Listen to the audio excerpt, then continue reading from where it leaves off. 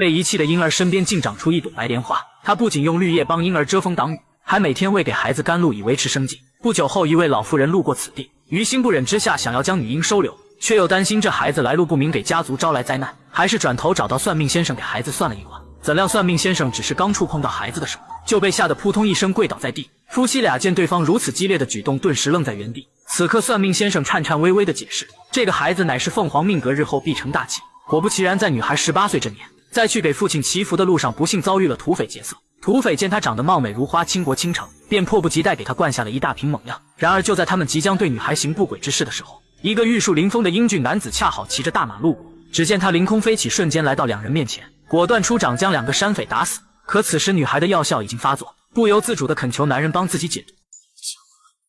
下药。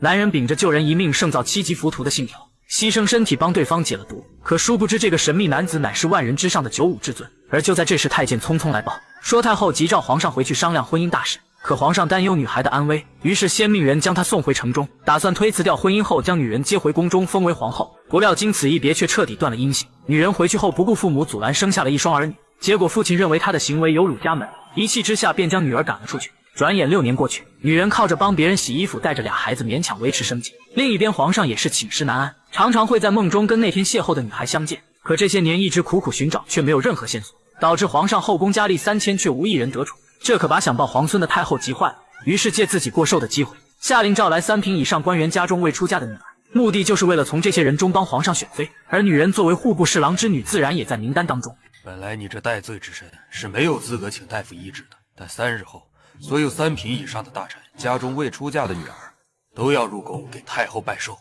你赶紧准备一下，3日后进宫。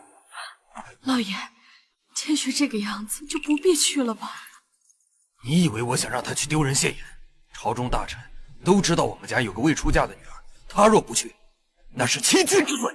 就这样，女人难为父命，跟着众人一同来到宫中。然而妹妹却嫌弃她未婚产子，道德败坏，让女人不能承认自己是她的妹妹。而此时这些人却浑然不知，太后邀请他们来参加寿宴的目的，竟是要给皇上选妃。正当他们议论的热火朝天时，皇上突然迎面走了过来，路过女人身边时，闻到了熟悉的体香。他本打算让女人抬起头来一睹芳容，不料太监却匆匆来报，称丞相大人等着求见。就这样，皇上跟苦寻6年的女人擦肩而过。可当女人看到皇上的背影，顿时想到跟6年前救命恩人的背影十分相像。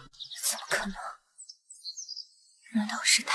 很快，太后的寿宴如期举行。看到台下这群未出阁女子一个比一个漂亮，太后瞬间高兴得合不拢嘴，决定选几个品行端正的女子纳入后宫。于是便让台下的女子自报家门。民女，户部侍郎之女苏千雪，年25。天哪，她怎么来了？她是谁？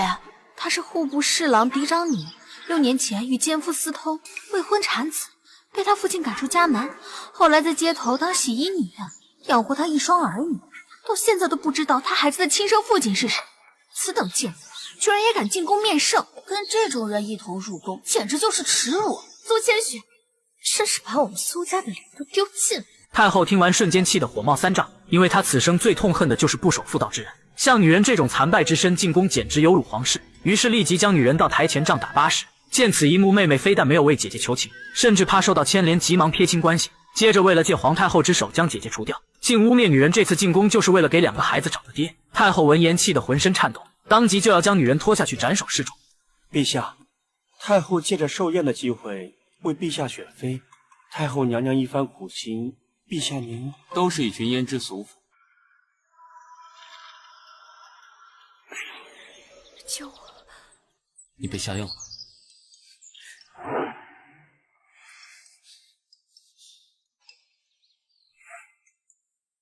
你到底在哪里？